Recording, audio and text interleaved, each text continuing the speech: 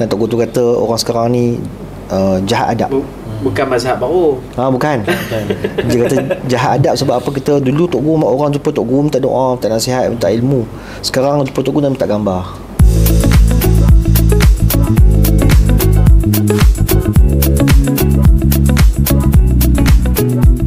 Assalamualaikum warahmatullahi wabarakatuh. Kembali lagi kita dalam podcast Pas Kedah di channel TV Pas Kedah. Bersama saya Syahri dan Iqbal, host kedua anda. Hari ni Iqbal, seperti biasa, minggu lepas ataupun episod yang lepas, kita ada sponsor. Betul kali ni Iqbal lah sponsor tu. Tapi kali ni yelah, kita masih cari sponsor, tuan-tuan. Yang mana nak sponsor kami, sama ada air ke, makanan ke, tuan-tuan, baju ke, boleh dia mesej di bawah. Mesej dekat. Kemudian tuan-tuan, bantu kami subscribe TV Pas Kedah, follow, like, share dan komen di bawah. Hari ni Bal, Siapa dia? lain Bal, lain. Siapa dia tu? Aktivis. Bukan Artis, aktivis. Aktivis. Ya. Sebelum ni Sebelum ni sebelum ni semua yang melibatkan parti. Kali ni memang luar pada parti. Bukan Roy. Bukan. Ush. Tapi aktif. Aktif. Sebut tu aktivis. Macam mana Bal? Kita bawa hari ni tetamu yang level bawah sikit pada Azhar Idrus lah. Oi. Lain macam. Ramai orang kenal. Ramai. Sebab apa, jadual tuan-tuan nak jadual dia tahun depan penuh. Allahu akbar. Penuh Bal. Jadi bagi tidak melengah masa Bal, kita hari ni bersama dengan Tengku Yusof. Itu nama apa Tengku Yusof? Nama timbangan ke, nama manja ke, nama pena ke? Nama penulisan. Nama pena. Bapak sihat? Alhamdulillah sihat walafiat. Alhamdulillah. Makan semua? Okey, alhamdulillah. Okey. Makan cukup. Makan cukup. Terlajak kot. Alhamdulillah Rabbi. InsyaAllah. Baik.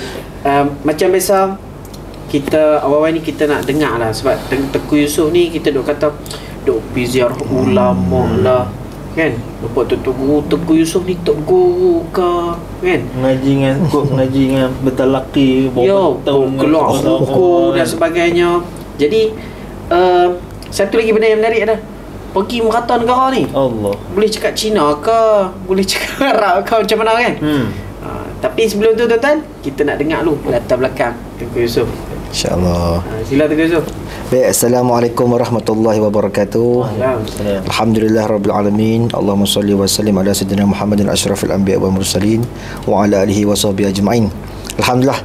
Pertama tu syukur kepada Allah Subhanahu wa taala kerana mengizinkan datang ke podcast ni, dan juga terima kasih kepada Ustaz Syahri dan Ustaz Abu Iqbal. Tak apa, bukan Ustaz. Kerana sudi menjemput saya yang tak ada apa ni mari sini untuk bercakap sepatah dua, insya-Allah. Jadi sebenarnya saya ni asal daripada Ipoh Perak. Ipoh Perak. Nama penuh saya sebenarnya ikut IC surat beranak Muhammad Yusof bin Abdul Rahman Khan. Jadi orang tanya lah, kenapa ada Khan? Pada muka macam Khan. Sebenarnya ayah saya Cina. Ayah saya Cina mu'alaf. Arwah ayah saya memang orang Cina, masuk Islam, berkahwin dengan mak saya berketurunan Mandailing, Sumatera. Jadi dia tu cucu pada keturunan Mandailing lah. Nenek dia tu orang Mandailing, Sumatera. Jadi pernikahan tu lahirlah kami 5 beradik di Ipoh. Dan membesar pun di Ipoh sehinggalah berumur lebih kurang 30 tahun lah, baru hijrah ke Kedah. Pengajian saya sebenarnya macam orang-orang lain, orang-orang biasa. Saya mengaji sekolah biasa je, sekolah rendah kebangsaan Sungai Rokham sampai darjah 6. Kemudian sambung di sekolah menengah kebangsaan Seri Ampang Ipoh sampai tingkatan 5. Habis tu je saya mengaji. Lepas tu saya dah kerja. Saya pernah menjadi pekerja penjawat swasta selama lebih kurang 17 tahun sebelum berhentilah beberapa tahun lepas untuk ke arah ini, insyaAllah. Gitu sikit-sikit. Sikit-sikit lah. Tapi bila dengar dia sebenarnya tak sikit bila starting dengan Khan tu. Dealing kan, makna dia memang Khan jugalah. Okay. Kan Gini, macam mana? ayah saya tu dia Cina. Okey. Mak ayah dia Cina sungguh lah. Okey. Cina daripada Macau, China. Okey. Datang hijrah ke Tanah Melayu untuk buat kerja-kerja kampung. Dan lahirlah ayah saya di Batu Gajah, Perak. Dan seterusnya mak dan ayah dia tu orang susah. Tak mampu nak membela ayah saya dan menyerahkan ayah saya kepada satu keluarga Punjabi. Orang Punjabi lah. Okey. Punjab kan, bukan India, dia Punjab ni lain sikit Ya, ya, ya. Dan orang tu lah bela sampai ayah saya umur 20 tahun baru dia keluar dari kampung untuk kerja sendiri. Okey. Jadi masa nak masuk Islam tu, dia bubuh nama sebelum mana kata bukan agama asli lah. Dia Ya, bubuh Khan tu nak merujuk kepada keluarga sebelum ni. Dia Ya. Punjabi. Tapi sekarang pun memang ada macam tu, bang. Betul. Dia masih kekalkan nama Nama asal. asal. Ya, kekalkan. Kadang ada Rashidin Lim. Ada juga belakang-belakang tu. Memang ada asal Islam ni dia daripada tak melarang pun benda tu. Kan? Itu kisah ayah saya lah. Oh, hebat. Masya-Allah. Tapi daripada kisah ayah yang Cina, boleh Khan. Masalah dia macam mana yang boleh macam Khan tu? Tak tahu macam mana jadi gitu. Memang adik-beradik memang jenis. Kami 5 beradik, yang sulung dengan nombor dengan saya ikut mak kot. Nombor 2 tu ada ikut mak sungguh, nombor 2 tu arwah abang tu. Adik-adik ikut ayah. Ada perempuan orang. Okey. Dia Cina mata sepek itulah sikit-sikit. Tapi kami lelaki ikut belah-belah mak lah.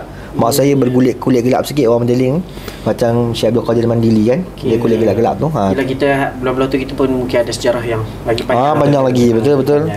Tapi tuan-tuan, Bal, kita macam kata tadi, kita nak dengar lebih banyak kisah perjalanan Tengku Yusof ni dalam aktiviti ataupun mencari sejarah-sejarah tentang ulama kan. Jadi kita buka dululah soalan untuk Tengku Yusof ni, macam mana boleh terlintas daripada dah kerja berbelah tahun tu nak berpindah ke menjadi aktivis full time? Alhamdulillah. Saya mula menziarahi Tok Guru ni lebih kurang tahun 2013. Masa saya di Ipoh lagi. Antara Tok Guru yang pertama saya ziarah Pak Sumit. Pak Sumit dan Syekh Taib di Kuala Pegang. Yang Syekh Taib Roti kan. 2013 saya mula ziarah. Tapi masa tu kami tak ada penulisan, tak ada tulis apa. Pergi ziarah-ziarah macam tu, kemudian kita balik. Tak ada bentuk penulisan, tak kita kenal kepada orang, tidaklah. Kita sekadar pergi ziarah, sembang-sembang, ambil ilmu, ambil nasihat, dan kita balik. Dan hari ke hari kita ada melazimi juga beberapa alim ulama di Perak sebelum saya mai ke Kedah ni tahun 2017. Dan satu hari tu saya masih bekerja dan saya pergi ke Pondok Lanai. Masa tu ada Jubli Intan tak silap. Jubli Intan Pondok Lanai 60 tahun. Masa tu mereka jemput beberapa tokoh ulama lah, antaranya Tok Guru Haji Hadi, Allahyarham Tok Haji Rifai pun masih ada lagi masa tu. Dan masa tu saya ingat lagi atas pentas tu Ustaz Mat Mokhtar, anak kepada Tok Haji Omar Zudi. Dia ada menceritakan kisah ayah dia. Tok Haji Omar Zudi ni, kita semua sedia maklum lah, Tok Haji Omar Zudi ni ulama besar kan. Ulama besar, ada pondok dia, ramai anak murid. Kita pun tahu dah semua tu.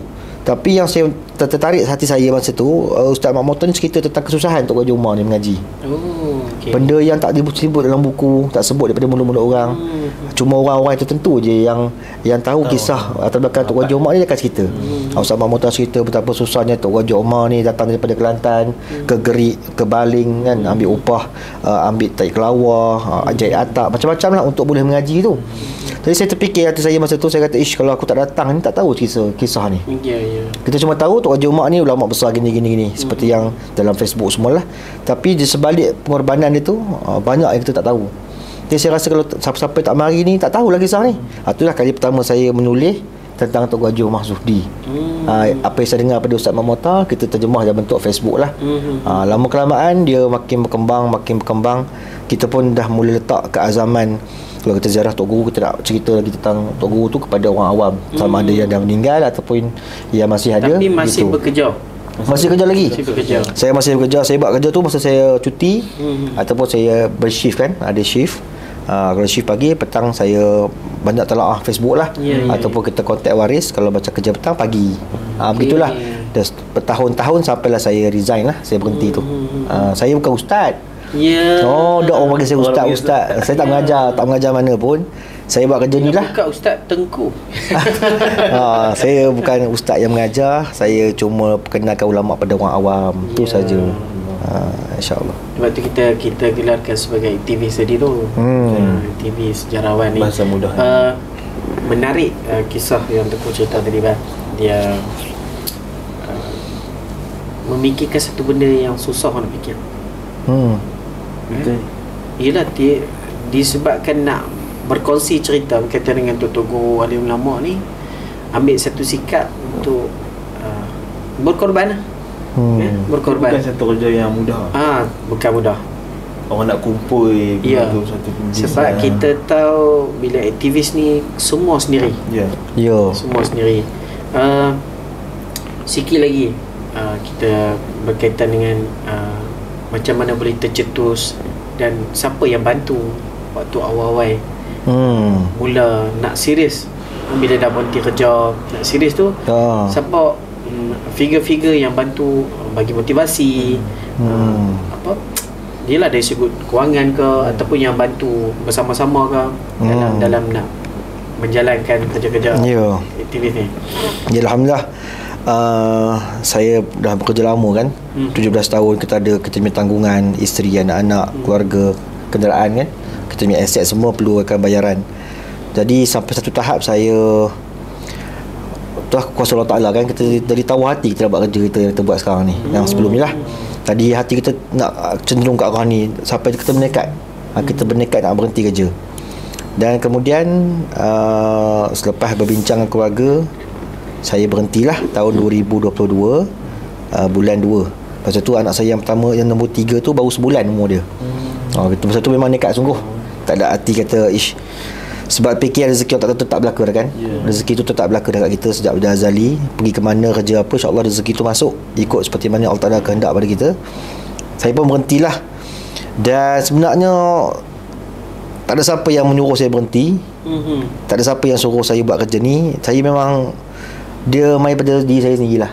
Dia tak ada siapa-siapa, tak ada orang bantu dari segi keuangan kecuali sahabat-sahabat soleh, kawan-kawan saya yang sudi menyumbang untuk saya teruskan kerja ni, dan juga antara aktivis ataupun tokoh yang saya banyak bantu saya segi keuangan juga, Datuk Ahmad Yahya, Datuk Ustaz Ahmad Yahya lah, yang ada juga memberi saya peluang ataupun income untuk saya teruskan ke arah ni, khusus untuk saya buat kerja saya ni. Alhamdulillah, syukur Allah atau orang-orang baik, orang-orang soleh untuk bantu.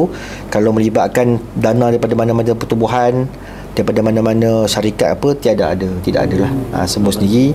Tadi kita ambil inisiatif macam-macam benda lah kita buat. Kita buat buku, buat poster, buat ziarah, buat jaulah. Semua tu income tu untuk bantu rolling kehidupan kita dan juga teruskan misi kita.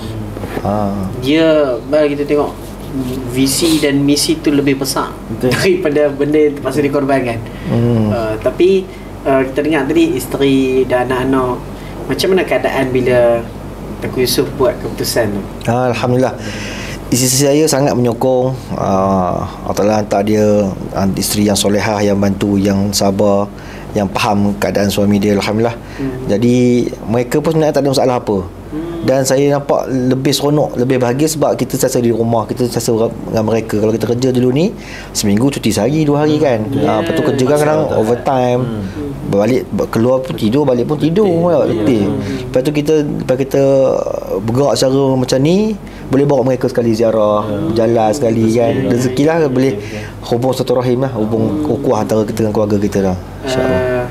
Tadi isteri dengan anak yang ada masih mak ayah keluarga yang lain?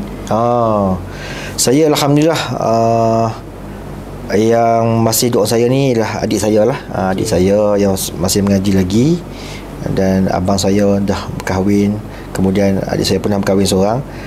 Saya, mak dan ayah dah meninggal dah. Mak meninggal awal lagi. Mak meninggal 2008 masa di Ipoh. Ayah baru meninggal bulan lepas.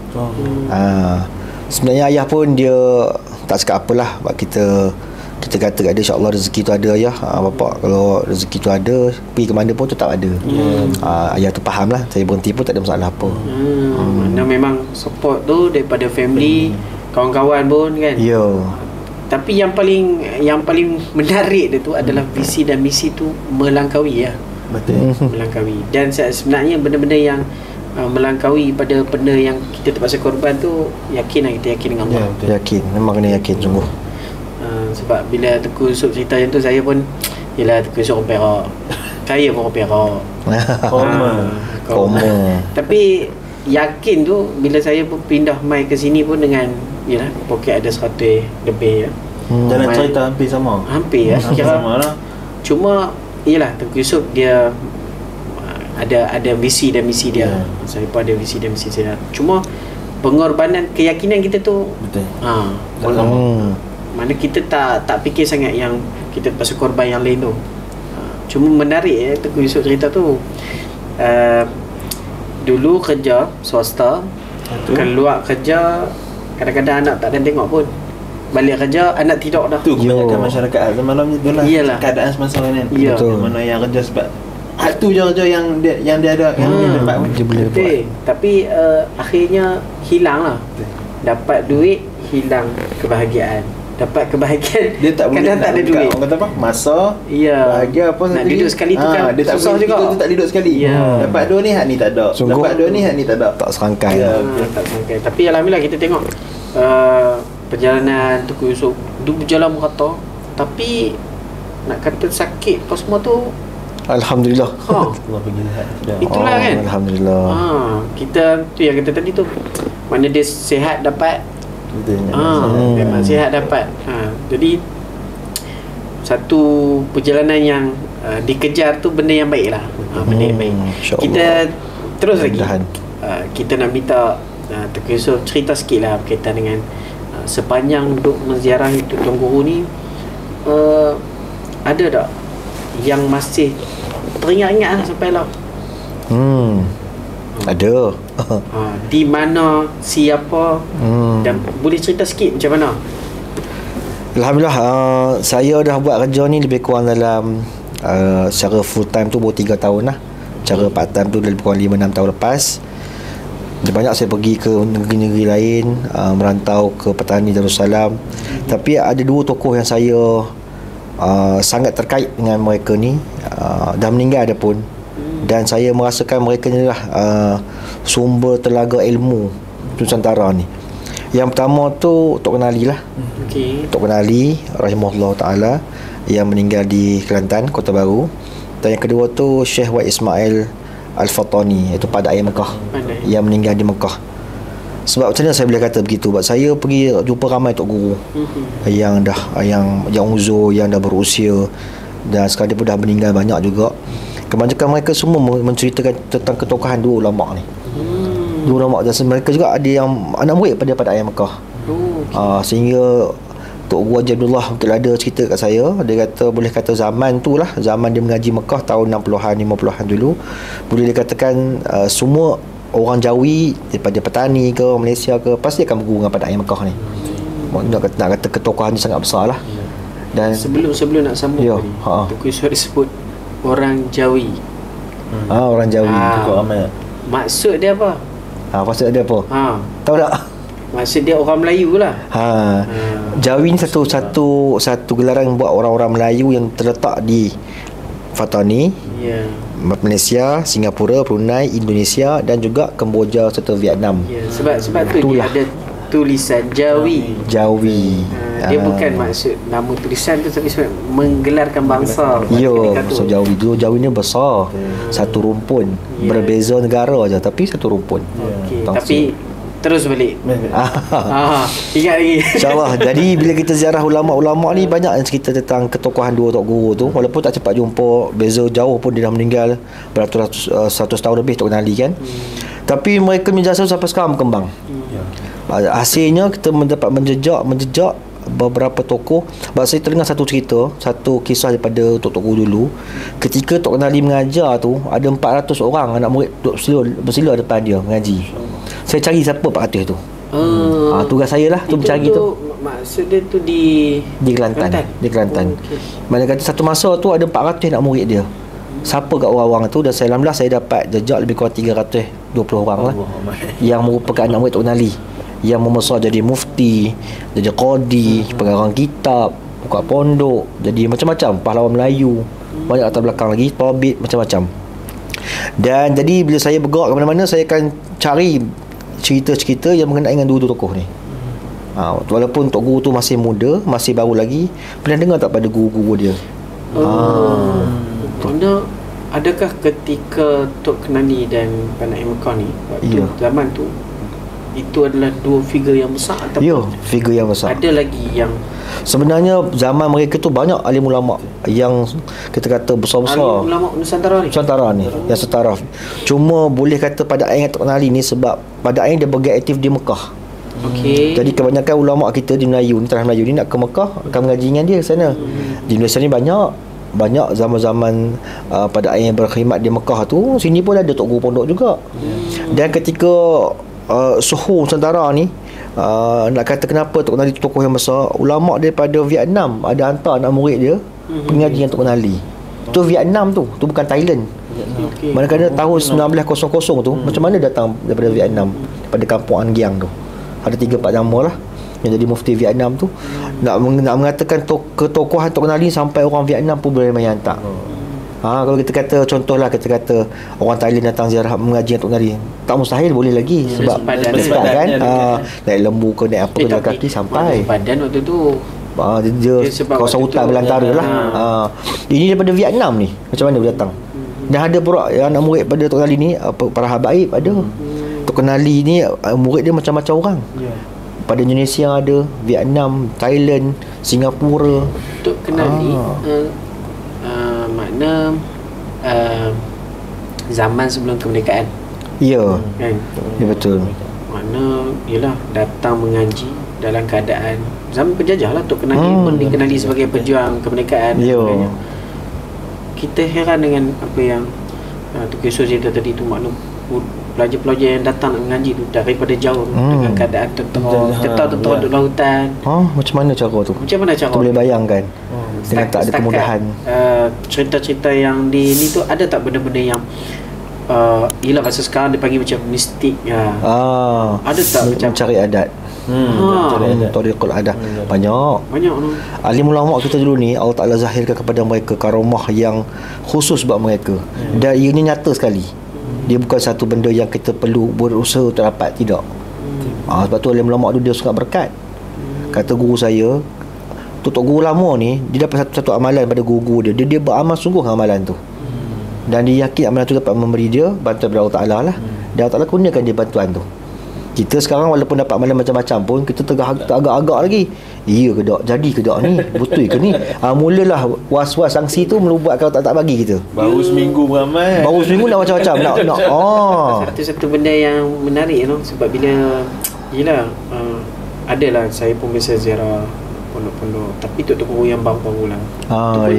Kita tengok sejarah bila macam Teku kata tadi, bila Teku nak bergerak aktif, isteri semua menyokong. Tapi ada Tok Guru kita ni, isteri awal lah sebelum dia menjadi Tok Guru pondok tak menyokong. Akhirnya bercerai. Tapi bila dia bercerai, akhirnya Tok Guru boleh smooth buat pondok sampai pondok berjaya dan sebagainya. Cuma macam-macam sebab mungkin isteri tak memahami ataupun tak turut beryakin macam mana Tok Guru ni yakin dengan Allah. Betul. Duit tak ada ni, tapi buat cara macam ada. Sungguh. Banyaknya begitulah. Tapi takat Tok Yusof duk jalan ni, ada tak benda-benda yang ialah benda yang karamah tu yang masih boleh tengok sampai lah? Saya pakai lah, tak ada lah kot. Tak ada lagi lah. Tak ada lah. Cuma kita banyak dengar cerita lah. Dah tak ada pun Tok Guru yang tua-tua pun tak ada meninggal banyak lah kan. Tinggal yang sekarang yang baru-baru pun banyak uzur kan, banyak uzur. Macam yang saya jumpa di petani lah, petani Rasulullah ni banyak ulama tua-tua lagi masih ada. Antaranya saya tengok seorang Tok Guru lah, masih ada lagi yang tertua di Fatani tu, nama dia Baba Noh Kelaba. Masih ada lagi, umur 108 tak silap. Tapi dia memang uzur lah, terbaring kan.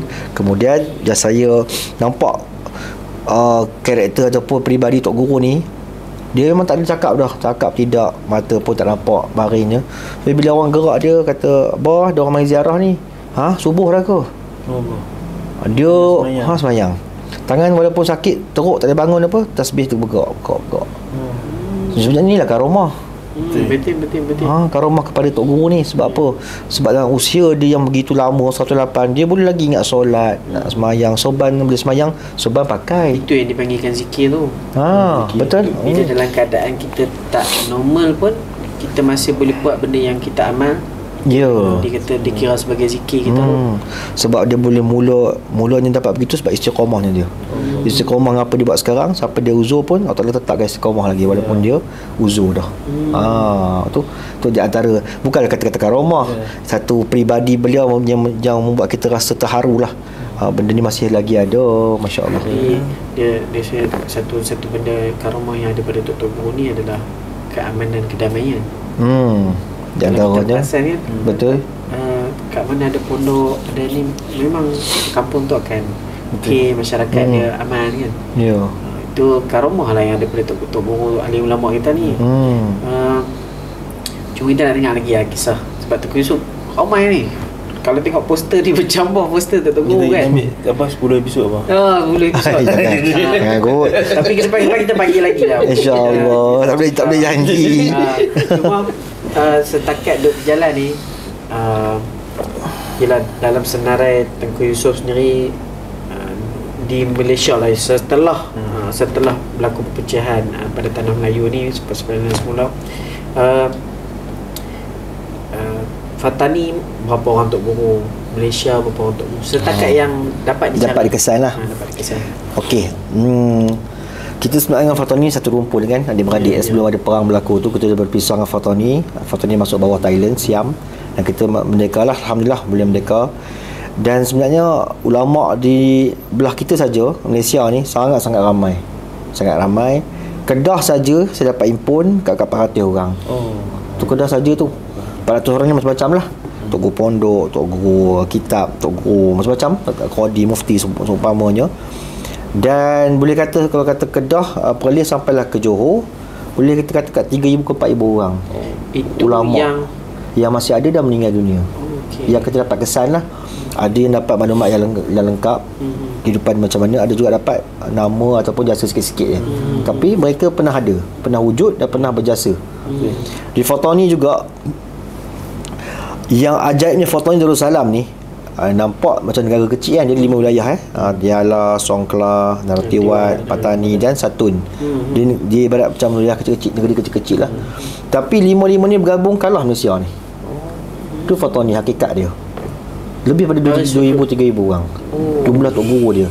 Sehingga dikatakan kita di Malaysia ni, orang kata satu kampung satu Tok Guru. Satu kampung 3-4 orang Tok Guru. Tu kata berkat Fatani ni, walaupun duduk dalam menjajah, duduk dalam keadaan yang susah, tapi ulama' dia berkembang. Sampai sekarang saya berjumpa dengan ketua Persatuan Pondok Petani, nama dia Baba Suari, kata kat saya, jumlah sekarang pondok yang aktif sama dia berdaftar tak berdaftar kerajaan 850. Fatani saja tu. Kita himpun habis Malaysia yang tak dapat air. Tak dapat. Separuh tak dapat air 400. Ya. Tu semaraknya pengajian ilmu di Fatani. Ya, kalau tu memang cukup ramai lah. Cukup ramai Tok Guru dia. Kalau berdasarkan ramai tersebut, dia ada satu lagi lah, Endon. Indonesia tu tak boleh lawan. Itu memang Masya Allah. Satu sebab wilayah dia yang cukup luas. Kan? Bila kita tengok YouTube viral, duk banding Malaysia dan Indonesia, sebenarnya wilayah dia tu pun tak terbanding dah. Betul. Kan? Dalam dunia ni yang paling banyak masjid di Indonesia, 800,000. 800,000 masjid di Indonesia yang pertama. Bukan 800,000 rupiah, bukan? Ya, dok. Masjid. Masya Allah, tengok bayangkan.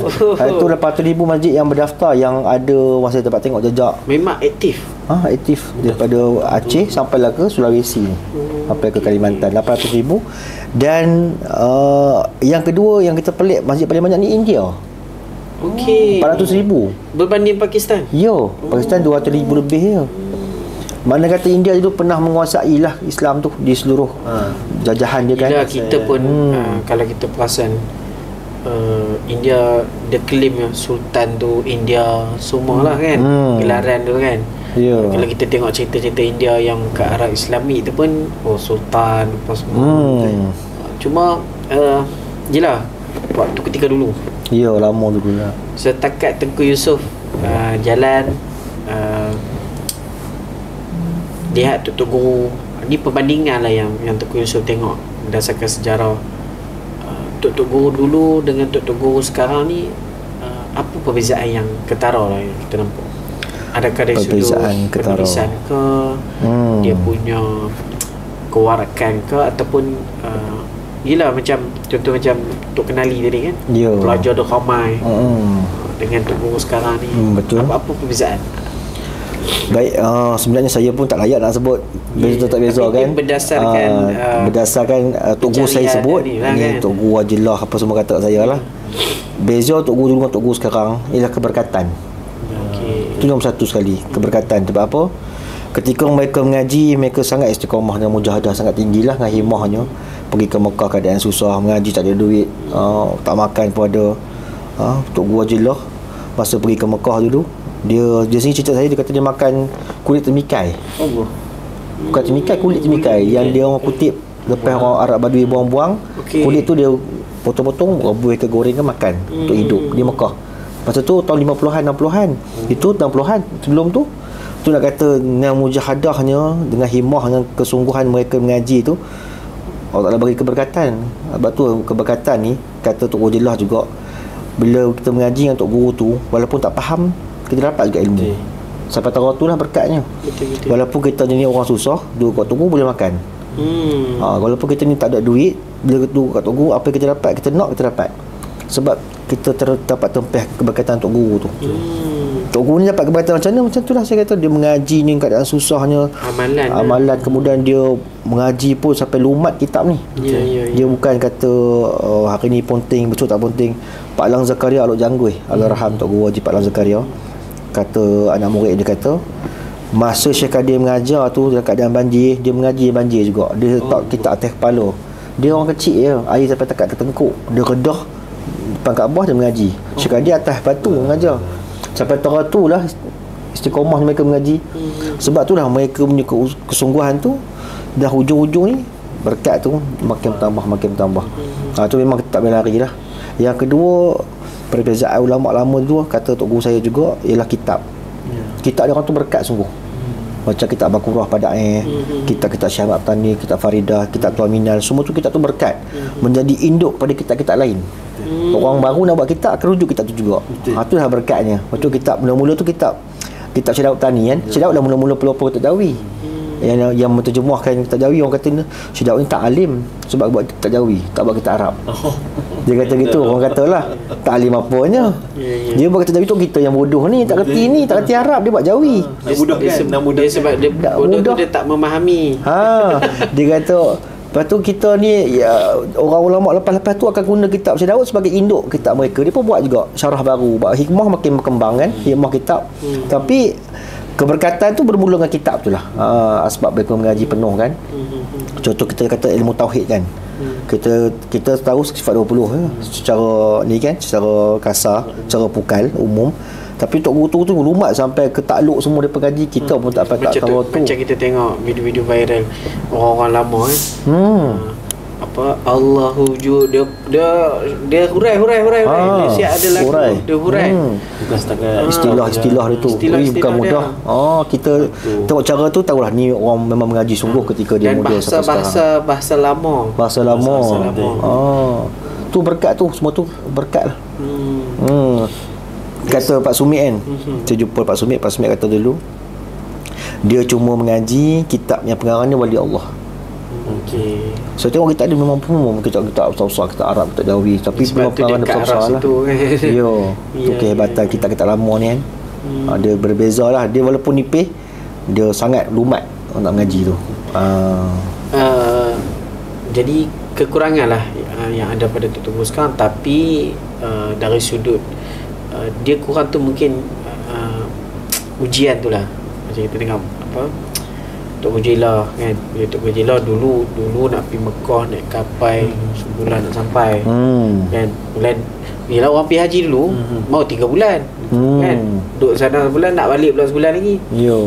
Tapi depa tu lebih kurang macam tu. Kita duk ingat macam apa tok-tok nenek kita dah pergi haji dulu lah. Jumpa tu zaman-zaman tu kapal. Satu lagi kalau perasan cerita Hamka yang dia movie kan tu. Dia movie kan kalau Tengku Yusof sana kan. Dia buat movie naik kapal. Dia menggambar kita memang teringat kita nenek kita. dia zaman tu kan. Jumpa tok-tok guru kata pergi mengaji tengok kuku. Ada tok guru kita yang kuku dia pasal apa ni? Pesan daripada pencuci tanah haram. Masjidil Haram tu. Orang allergic kuku ni beruntung.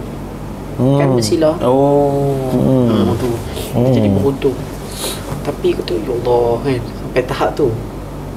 Ngaji Tok Haji lah berapa tahun? 10 tahun. 10 tahun je Mekah. Kan? Ya. Ada yang kalau Tok Fatan ni lagi rasa lagi lama. Syed lama. Syed lama. Syed tu 50 tahun dalam Mekah.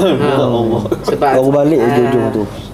Saya tak ingat ada jumpa baba dia seorang daripada petani. Dia mengaji 40 tahun. Sampai dia waktu tu dia saran pada kami yang waktu tu lah, waktu tengah muda awal 20-an tu, kalau boleh mengaji ni sampai umur 40 tahun baru kahwin. Kita dah nak seorang waktu tu. Tapi selesai dah. Nasihat tapi yelah, dia ada satu benda yang menyebabkan legasi kita ni berubah banyak tu bila tok-tok kita mengaji sampai usia tua. Bila diorang kahwin, diorang dah tua, anak kecil baru. Ada tok guru kita yang meninggal awal pada. Yang menyebabkan anak-anak ni tak disambung. Banyak pondok-pondok kita, tak tahulah takat Tengku Yusof jalan pertama tak ada penyambung. Kan? Tak ada penyambung. Sebab yelah karamah tu bukan siapa-siapa nak pergi ganti budak-budak payah. Tapi dulu kalau kita banyak dengar yang kalau tok guru ni selalunya guru pertama mesti ayah dia. Selalunya betul. Yang muka pondok tu ayah tu nak sambung. Dia akan guru dengan ayah dia dulu sebelum dia nak sambung. Itu yang kata dia nampak perbezaan terketara tafaktur mengaji dan sebagainya. Kita tengok kesan-kesan. Yalah, kita yang tak ke arah tu pun kita pun ada kesan kita bila kita bekerja ni kan. Kita bekerja macam Tengku Yusof tadi dah bahagia cuti dan sebagainya. Okey, kita pergi masih dalam konteks ziarah Tok Guru lah. Pengalaman daripada awal-awal Tengku Yusof menziarahi Tok Guru ni daripada awal dulu. Adakah daripada kaedah yang dulu tu diguna pakai sekarang ataupun setiap kali menziarah tu dah mula baca sebenarnya dia kena macam ni, dia kena macam ni. Dia adab lah kan? Adab dia. Betul, memang dia kena adab tu saya rasa berubah kan. Kita bila sekali pergi tu pengalaman masih kosong. Bila kita pergi tu yang saya teringat sampai sekarang seorang Tok Guru dia petani lah. Yang saya rasa kita kena cakna beradab ni. Masa kita pergi, masa tu saya dah jarah lama banyak Tok Guru dah. Ramai Tok Guru saya jarah sampai boleh kata bukan nak bangga tapi beratus kat lah Tok Guru terjarah kan. Johor sampai ke petani. Tapi selalu Tok Guru petani ni kami terasa sungguh apa dia kata tu kami beringat sampai sekarang. Kita terziarah tu kita alik-alik dengan handphone. Nak ambil gambar dia, nak rakam suara dia. Tapi itulah visi dan misi kita tu kan. Tapi yelah benda hak Tok Guru sebut macam bila Tok Guru ni dia sangat tekun dengan cara tradisional. Dia nampak kita buat benda-benda yang menyalahi adab dia kata tegur. Dan Tok Guru tu kata orang sekarang ni jahat adab. Bukan mazhab baru. Bukan. Dia kata jahat adab sebab apa, kita dulu Tok Guru orang jumpa Tok Guru minta doa, minta nasihat, minta ilmu. Sekarang jumpa Tok Guru dan minta gambar. Ni saya sampai sekarang saya teringat lagi. Betul. Apa yang dia kata tu sangat betul. Sebab kita sekarang ni lebih kepada populariti, nak buat di Facebook, nak bagi orang kenal aku jumpa Tok Guru sekian-sekian. Kita tak fokus pada yang pertama, nak tumpang berkat Tok Guru tu. Dari segi ilmu dia, doa dia, amalan dia. Tapi tak fokus pada benda ni. Yelah, lepas pada tegak tu Tengku Yusof sendiri cerita tak sebenarnya niat sebenar ambil gambar cerita-cerita tu. Tok Guru ni sebenarnya dia khusus. Bagi dia gambar ni haram. Jadi selesai bab tu dah. Tak perlu cerita dah. Kalau cerita pun tak selesai. Tak selesai. Jadi dia memang kata dia memang tak setuju cara ambil gambar ni. Dia berpegang pada hadis Nabi kan, gambar di dinding semua tu. Dia kata bagi dia hukumnya haram. Jadi kita tak cakap apa dah. Cuma dia tegur kita segi adab. Kita lebih utamakan gambar. Benda tu sebenarnya sampingan, tapi kita terlupa nak fokus pada tujuan asal jumpa Tok Guru tu. Saya pun terlepas pandang benda ni, jadi tegur tu teringat lepas ni dah. Mana-mana Tok Guru terbaru jumpa, kena beringat. Bukan Tok Guru ni setuju untuk bergambar, Tok Guru ni tak setuju tak bergambar. Dia kena tengok orang juga, bukan semua sama. Begitulah. Tapi yelah, bila dah jadi macam tu, rasa macam nak berhenti tau. bukan kata nak berhenti ziarah, nak berhenti podcast rasa dengan cerita ni. Sebenarnya ada Tok Guru kan, mula-mula kan dia agak garang, orang cengeng lah. Dia cakap tu memang sepatah. Tapi yang saya dapat tengok banyak Tok Guru bila sebut nama Tok Guru dia lembut hati dia. Dia jadi berubah. Daripada garang dia senyum. Kenal Tok Guru saya. Mana kata mereka ni sangat sayang pada Tok Guru dia.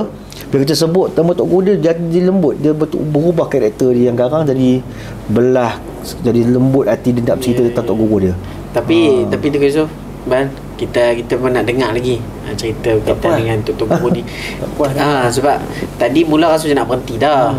Tapi Tok Yusof pun dia ada adab tu. Dia pandai ambil hati kita balik tu. Jadi sebelum tu Tok Yusof, kita rehat dulu sebentar. Kembali lagi selepas ni, InsyaAllah.